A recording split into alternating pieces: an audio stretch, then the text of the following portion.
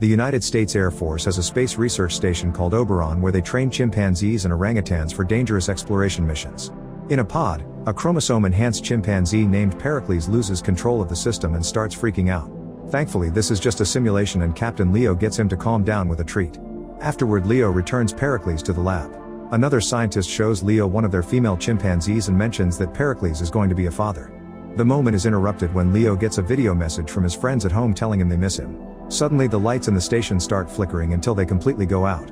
The animals screech for several seconds and after a few minutes, the lights are back on. Leo is called to the bridge and he learns that an electromagnetic storm is approaching the station. All the digital clocks are stopped and the system is picking up some frequency patterns. Apparent seconds before shutting down all its systems. Leo is shocked to find the pod floating outside the storm and keeps trying to contact the station to no avail. He desperately tries to control the pod but it doesn't respond and just floats away. At the station, the crew receives a mysterious message from an old man crying Mayday as his station crashes. Soon Leo's pod goes to another bright light and suddenly the system starts working again. To his confusion, the numbers on the clock are going crazy. Sparks go off inside the pod when the system fails again and it begins descending quickly until it crashes on the planet Ashlar. The pod scrapes on the ground for a few miles and eventually lands in a pond. Thankfully, the pod has an emergency lever that Leo pulls to eject himself. Then he swims out of the pond while the flaming pod sinks to the bottom. He looks around to find a wild jungle and hears a noise that reveals Karubi and his daughter Dana, followed by a group of tribesmen. They just ignore Leo and keep on running. It turns out that the tribesmen are running away from some armor-wearing apes. Children start throwing rocks at the cages, however Ari rushes to stop them. The kids mock her by calling her a human lover. The cage is taken to slave owner Limbo, who thinks these aren't good quality humans but buys them all anyway. Soldiers drag the humans to the cells and Dana and Karubi try to fight to avoid being separated, but the apes are too strong and Karubi's head is smashed on the wall. When Thade arrives, he complains about tribesmen raiding the apes' farms and Limbo suggests hanging a human carcass to scare them off, but Thade explains that the human rights faction won't allow him. He then buys a human child for his niece's birthday, and the poor kid is taken away with a leash. Ari watches this from afar and thinks it's disgusting. Afterward, Limbo and his guards start Mar doesn't understand the question. When Leo tries to escape, he's blocked by Ar's bodyguard Kroll who sends him back to work. In the dining room, Sandar is having an important dinner with various important apes from the military and the Senate. Wild humans are currently outnumbering apes 4-1 and they keep on breeding, so the apes need to find a way to stop them. Sterilization is mentioned but it would be extremely costly. Ari keeps defending human rights but whenever she tries to get her father's support, Sandar is distracted by Thade speaking of self-defense. Leo pays attention to all the details while Kroll guides him on how to serve the meal. Before eating, the apes pray to their ancient savior Seamus, who Thade is a descendant of. When Ari says that humans have souls too, Thade knocks Leo down and looks down his throat, mockingly looking for the soul. Ari is so upset that she leaves the table. When they find the little girl in a cage, Dana rescues her too. Soon the guards are searching the city and Leo jumps on a shadow that is getting closer.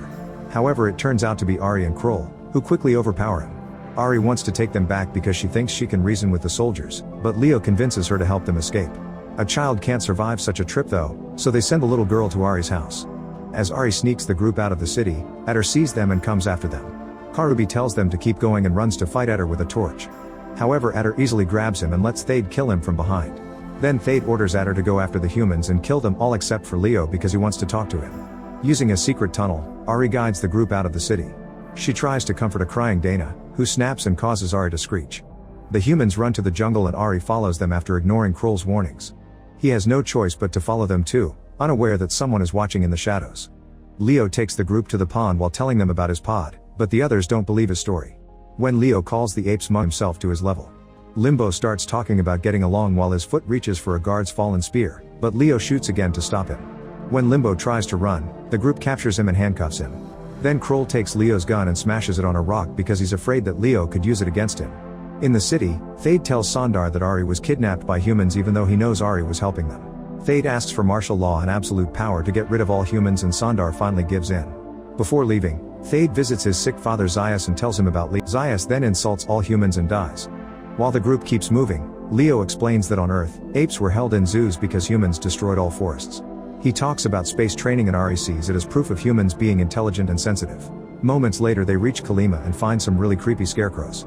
Ari explains these things are supposed to keep humans away because this is the sacred land where the first ape Seamus was born. Luckily the computer is still working and Leo watches the logs to learn what happened. It turns out that Leo was pushed through time into the future, but the station looked for him in the present and landed on this planet when it was still uninhabited. The message that the crew saw at the beginning was older Carl from the future.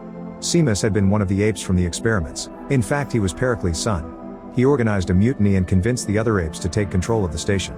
Most of Leo's crew is dead and the tribesmen are the descendants of the survivors, while the ape society is the descendants of the experiments. When the group comes out, they find all the tribesmen surrounding them since they've heard the stories of the human who dared fight the apes.